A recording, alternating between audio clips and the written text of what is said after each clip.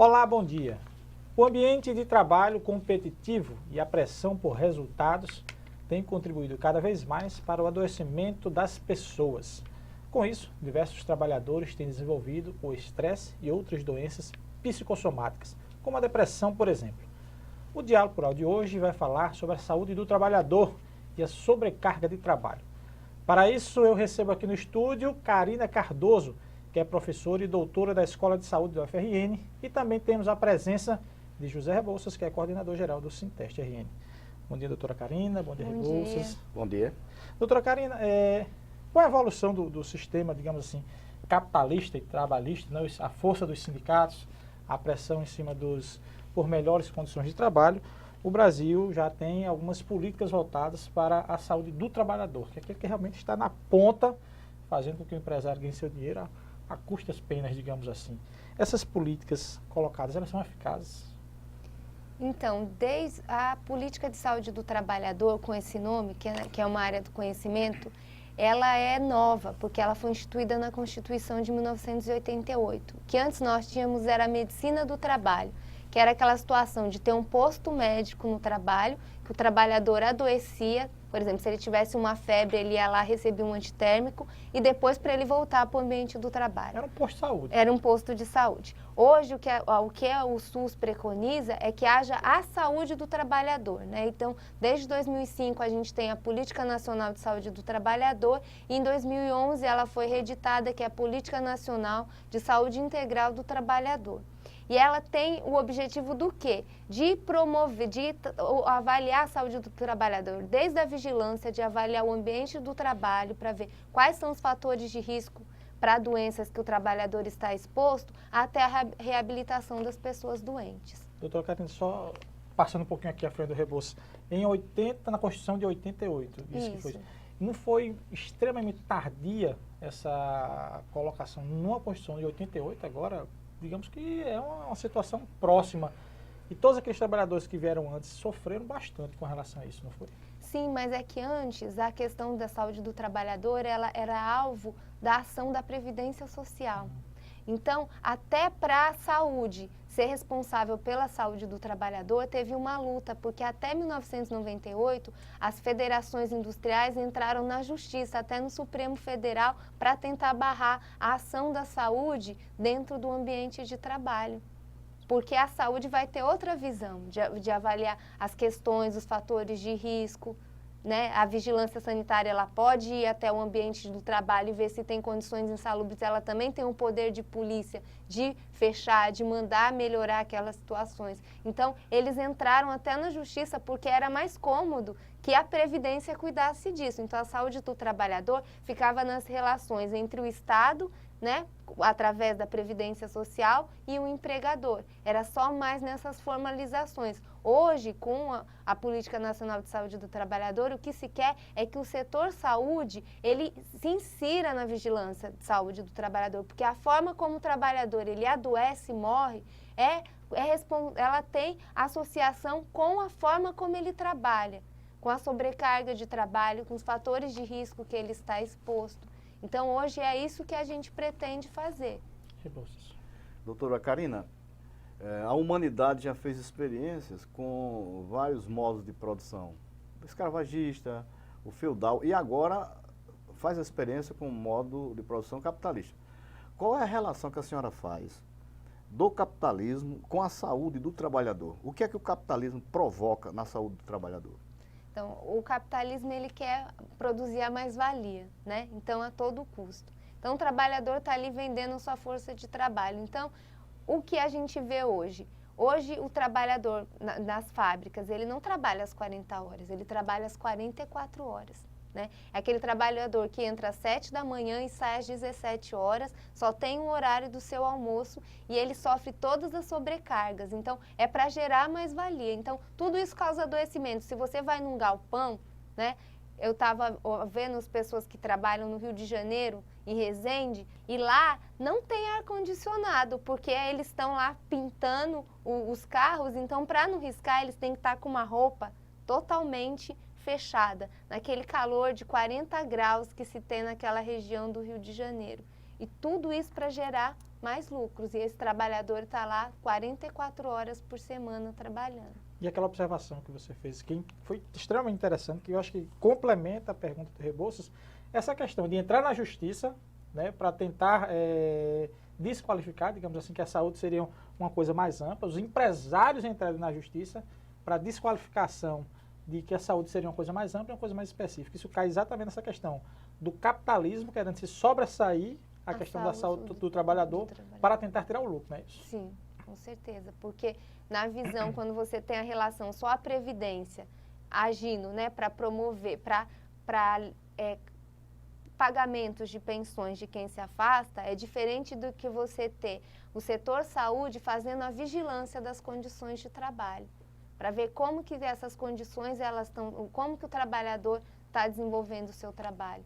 Se a ventilação é adequada, isso tem que ser avaliado, se a ventilação é adequada, se o mobiliário que ele trabalha está adequado, porque se ele trabalha numa cadeira que não está na mesma altura que a mesa, ele vai ter uma postura diferente, uma postura errada. E aí ele vai desenvolver o quê? As doenças osteomusculares relacionadas ao trabalho, que é junto com as lesões por esforço repetitivo, são as principais causas de adoecimento dos trabalhadores brasileiros, segundo os dados da Previdência Social em 2011. E essas mais comuns, elas se dão em qualquer tipo de ambiente de trabalho. Não Sim. tem aquela específico, só dá em bancários, só dá em operários, não. Até em casa, para uma empregada doméstica, pode sofrer disso também, não pode? Sim, porque conforme ela vai fazendo os movimentos repetitivos, ela pode desenvolver algumas lesões.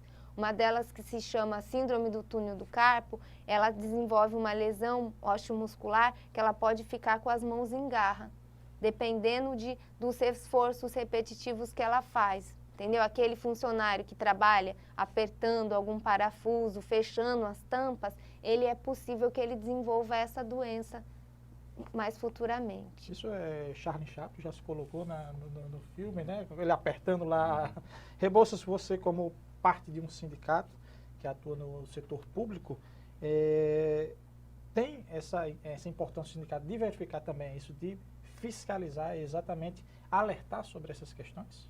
Sim, o Sinteste tem em sua base 4.000 técnicos administrativos e nós observamos que um percentual muito alto da categoria sofre esses males de doenças provocadas e adquiridas no trabalho, né?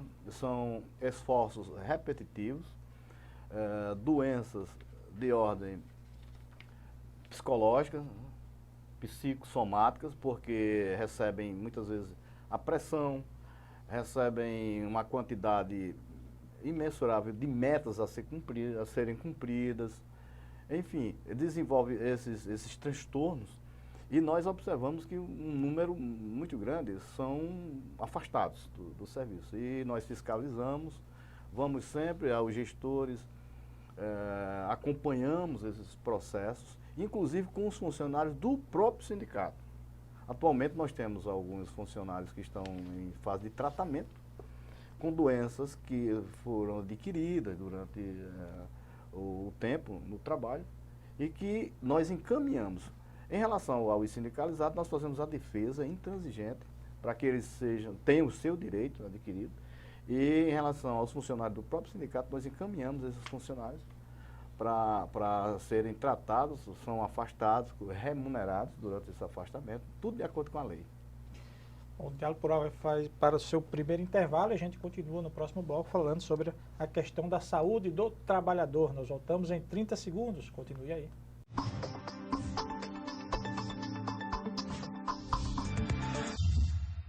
Voltamos com o programa Diálogo Plural de hoje, que conversa sobre a saúde do trabalhador e a sobrecarga de trabalho, com a presença de Karina Cardoso, que é professora doutora da Escola de Saúde da UFRN.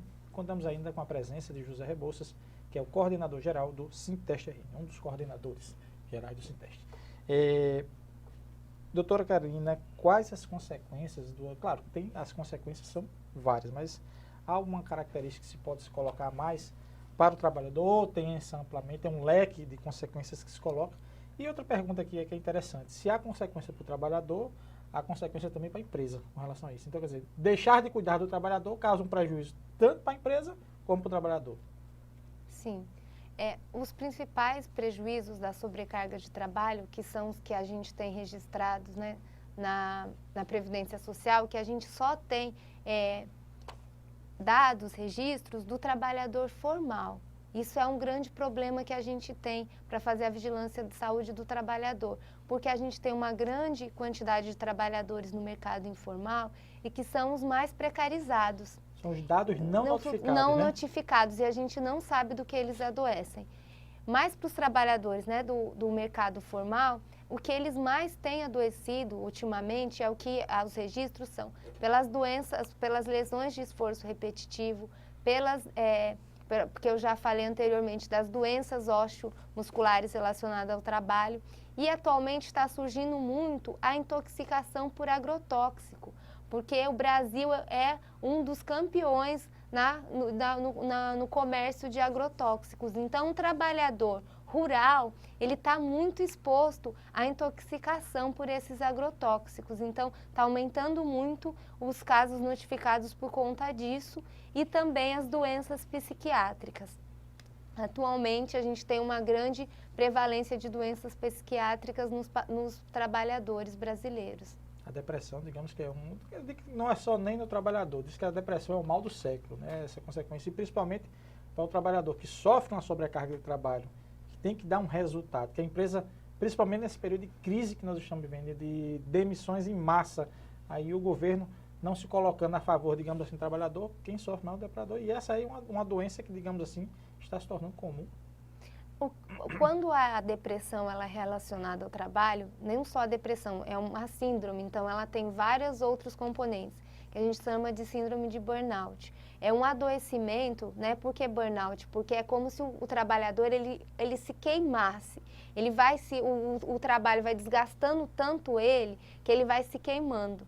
Né? A psicologia, ela diz, a psiquiatria, que a gente vai sofrendo as pressões da vida, é como se a gente fosse um elástico, a gente vai sendo puxado e a gente volta à posição normal, anterior. Só que quando você desenvolve a síndrome de burnout, é como se você fosse um elástico, que foi puxado, e você não consegue voltar à sua posição anterior. Então, é como se houvesse um rompimento. Então, esse trabalhador, ele além da depressão, né, ele desenvolve outros sintomas físicos. Ele pode ser caracterizado por enxaqueca, problema cardiovascular, hipertensão arterial. E aquele trabalhador que anteriormente era o melhor trabalhador da fábrica, que tinha todo aquele desempenho, ele começa a adoecer, porque é tanta exigência e às vezes é aquela pessoa que, de um trabalhador exemplar, ele passa a ser aquela pessoa que não tem mais paciência com a clientela, com os alunos. Passa a ser relapso no trabalho. Passa a ser relapso no trabalho e aí ele começa a ser julgado como uma pessoa que não quer trabalhar. Mas na realidade ele está adoecido. As empresas não querem, não têm condições ou não estão preparadas para detectar isso? Eu acho que tem as duas coisas, né? Porque eu acho que para a empresa, não só a empresa, mas no serviço público, é mais fácil você detectar algo que é físico, né? A pessoa quebrou uma perna, ela tem uma hipertensão arterial. Agora, os problemas relacionados à saúde mental, existe todo um preconceito em relação a isso. E muitas vezes é culpabilizado o trabalhador, ele já tinha propensão a ser depressivo. Não foi o trabalho que causou isso. E para o empresário é mais um descarte. É mais um descarte. Muitos trabalhadores, depois que retornam da licença psiquiátrica, eles são demitidos. Rebouças, lá no sindicato, você falou no bloco anterior sobre essa questão do acompanhamento, mas no serviço público também a depressão, existe também a questão do alcoolismo, que é muito grande dentro do setor público. O que é que faz levar muito isso? Seria não o excesso de trabalho, mas exatamente as circunstâncias do trabalhador dentro da universidade, como vocês estão passando agora por um período de greve, né, querendo melhorias salariais, e não estão conseguindo atingir. Sim, é um conjunto de elementos que adoece esse trabalhador. Né? A sobrecarga de trabalho, apesar da conquista histórica de 40 horas semanais para o serviço público, mas quando o servidor público, principalmente na universidade brasileira, chega ao seu local de trabalho, ele é exigido, ele é assediado moralmente pelo chefe, em alguns casos, ele recebe essas metas que nós falamos no bloco anterior e ele é cobrado. Também avaliado. E a avaliação é uma avaliação em cima de métodos produtivistas, né? Quantidades de serviços para serem cumpridos, a aplicação da eficiência, que ele tem que ser eficiente com base no conceito da empresa, mesmo sendo uma empresa pública, ele tem que ser eficaz, ele tem que ser assíduo, ele tem que ser pontual. Então, é um conjunto de elementos que pressiona. E aí leva, e é o que tem acontecido, a esse trabalhador a ele desenvolver transtornos mentais, transtornos psiquiátricos. Isso que a doutora Carina falou há pouco tempo. Né? É muito comum em nossa categoria pessoas que entram e desenvolvem a doença do álcool. Não pelo potencial de ser alcoólatra, mas tudo isso provocado por essas pressões que ele recebe.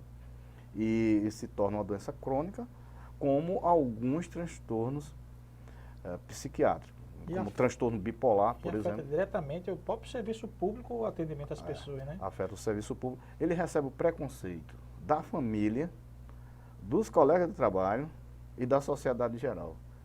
E aí ocorre tudo isso. Ele passa a ser faltoso, relapso, é mal avaliado, tem os salários descontados, porque o chefe, a não compreender, chegou atrasado, ou faltou um dia, ele bota a falta de desconto de salário e degenera toda aquela vida do trabalhador. Doutora Carina, de que maneira o trabalhador pode combater essa sobrecarga de trabalho, essa pressão todinha? Procurando ajuda médica, psicológica, mudando a rotina de trabalho, como se enxerga aquela situação que se coloca, ou é muito difícil? Eu acredito que individualmente é muito difícil mudar a situação.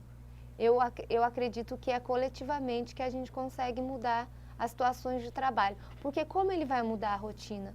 Se são metas que são estabelecidas pela direção, pelo governo federal, né, que às vezes tem metas que são e a universidade vai e só reedita o que é pedido. Ele não tem esse poder de mudar essa rotina.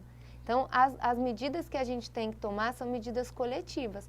Vai procurar, sim, a ajuda médica, porque se adoeceu, todo adoecimento precisa de um acompanhamento médico, mas ele também precisa se apoiar coletivamente, porque sozinho ele vai se sentir numa ilha e ele não vai conseguir sair. Então, quando você tem problema psiquiátrico e você vai se isolando das pessoas, você vai se sentindo cada vez mais só e vai chegando à desesperança, né? A pessoa fica desesperançosa e aí é o grande perigo, porque atualmente tem vários casos de trabalhadores que estão se suicidando dentro do seu trabalho.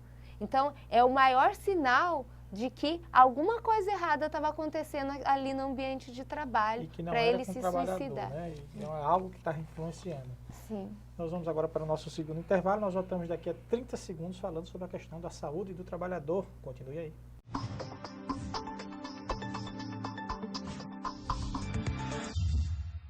Estamos de volta com o Diálogo Plural de hoje, que conversa sobre a saúde do trabalhador e o excesso de trabalho. Temos a presença da professora da Escola de Saúde da UFRN, doutora Carina Cardoso, e do coordenador geral do Sinteste RN, um dos coordenadores, José Rebouças. Doutora Carina, em muitos casos, como a gente vem falando, na questão do trabalhador precisa se afastar para ter o tratamento, senão morre dentro do trabalho mesmo, ou se mata, como a gente colocou, como a senhora colocou no último bloco. Quais são os direitos que esse trabalhador tem, principalmente no regime jurídico único? Talvez o servidor que esteja entrando em estágio probatório tenha medo de ficar doente por atrapalhar o seu desempenho final. Como é que se dá essa situação? Então, é importante que ele saiba que todo trabalhador, não só o servidor público, ele tem direito a se afastar por problemas de saúde. Então, é um direito mais preemente, que é a pessoa ter o direito de resguardar a sua vida. Então, ela não tem o dever e não pode trabalhar doente, ela tem o direito. O servidor que está em estágio probatório, ele pode e deve entrar em licença médica se for necessário. E isso não vai ter problema dele ser reprovado no estágio probatório. A única coisa que vai acontecer é que atrasa-se o tempo. Se ele ficou um mês afastado, esse um mês ele vai precisar de mais um mês naqueles 36 meses para terminar o estágio probatório, ele vai ter que ficar mais um mês para terminar o estágio probatório. Mas isso não pode e não vai ter nenhum efeito em relação à sua avaliação. E se isso acontecer, ele pode procurar os seus direitos, porque isso é assédio moral, porque todo trabalhador tem direito de se afastar por problemas de saúde e não pode ser punido por conta disso. Rebouças. O número de afastamentos é muito grande em função justamente dessa prevenção e das metas que são impostas ao trabalhador.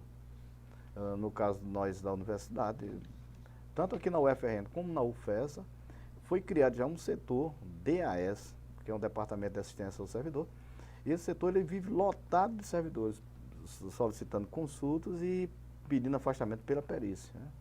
É uma prova que o trabalhador ele não está sendo cuidado e muitas vezes, por incompreensão do chefe imediato, ele é tido como um preguiçoso, é tido como alguém que quer um dia de folga.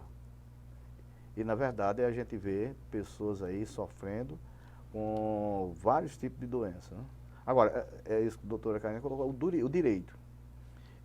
Nas empresas privadas, esse direito muitas vezes é cerceado, o trabalhador não tem, e tem medo de exercer o direito Pela demissão, né? para não ser demitido. Aí é que mora o perigo, a questão da demissão, a sobrevivência familiar, acima de tudo, o que se coloca na saúde do trabalhador. E fica até um dilema, porque se ele não se afastar para tratar da saúde e ficar pior, vai adoecer, pode até morrer e desampara a família de um jeito ou de outro. Doutora Karina, nessa questão toda do adoecimento do trabalho, quando a gente chega ao setor público, não teria assim, um alerta maior para o trabalhador, uma política pública para alertar o trabalhador dos seus direitos, ou o trabalhador já sabe ou não sabe, porque os meios de comunicação são fartos, né? A comunicação está aí, ou exatamente existe esse receio dessa questão do direito do trabalhador, digamos assim, a saúde versus emprego. Mesmo no setor público, eu acho que os trabalhadores, quando eles adoecem, teve até um estudo que mostrou que 2/3 dos trabalhadores que foram entrevistados, eles já tinham trabalhado alguma vez com algum problema de saúde. Eu acredito que é o medo de ser ressachado, porque não vai ter outra pessoa para substituir. Então, quando ele não vai, fica aquele trabalhador que está lá, o colega de trabalho, fica sobrecarregado, porque não tem outra pessoa para substituir. E aí, muitas vezes, a pessoa acaba indo para não sofrer depois uma pressão. Ah, você não veio e eu tive que trabalhar dobrado aquele dia. Então, muitas vezes, o trabalhador toma para si a responsabilidade que o Estado deveria ter. Se falta profissional, não é um problema do trabalhador, é um problema do Estado. Então, se eu estou doente, eu tenho que tratar a minha saúde. E isso deveria ser discutido mais no ambiente de trabalho, porque às vezes o seu próprio colega, ele não entende que você está doente. Achando que você está, digamos assim, está com um bracinho curto, não quer trabalhar e fica sobrecarga do outro. Sim. Doutora Karina, aí na questão da, digamos assim, hierarquicamente, atinge a todos em especial, digamos, desde o funcionário maior até aquele gerente que é cobrado pelo gerente de cima, que é cobrado pela gerente de cima. Digamos que a doença do trabalho, as doenças que atingem, é uma doença democrática. Não. Não é democrática. Não, Isso é nada interessante de democrático.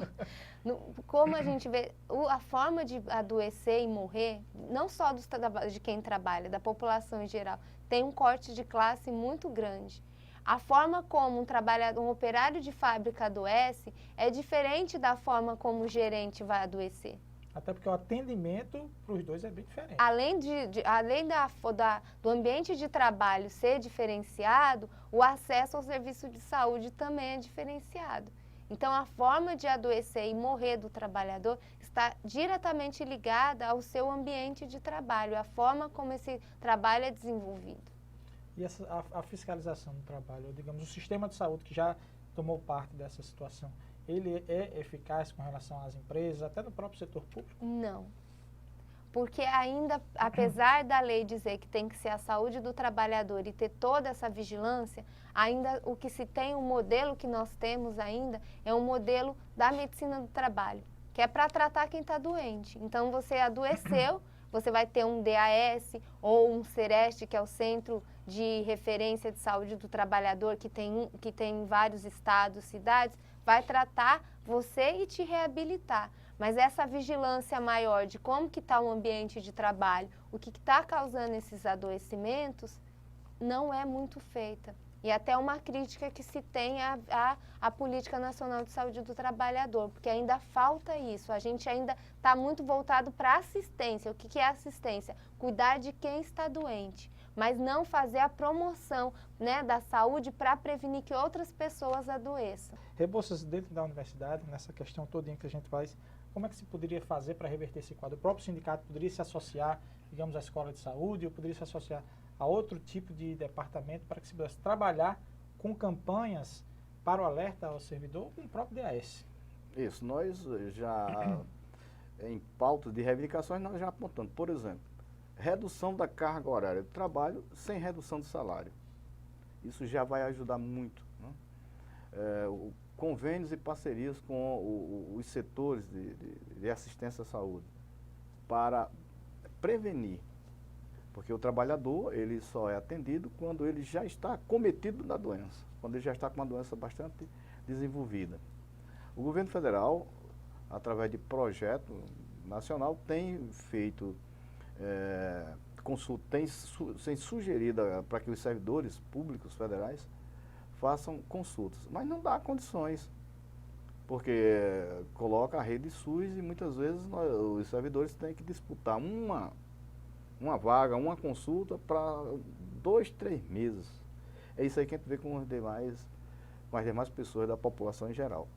Então não existe política pública para essa área da classe trabalhadora, que são servidores públicos, por exemplo, no sentido da prevenção, porque adoeceu, quem tem o prejuízo é a sociedade que não recebe aquele serviço. Contra a prestação do serviço. Isso. Doutora Karina Cardoso, que é professora da Escola de Saúde da UFRN, obrigado pela sua presença aqui no Diálogo Plural. Que agradeço o convite. José Rebouças, um dos coordenadores do Sinteste RN, obrigado também pela sua presença aqui no Diálogo Plural. Obrigado. Se você quiser mais informações sobre o Diálogo Plural, acompanhe as atualizações no nosso Twitter, que é @SintesteRN, no nosso site, que é o www.sintesterrn.org.br, ou na nossa página do Facebook, que é o facebook.com/SintesteRN. Até o próximo domingo.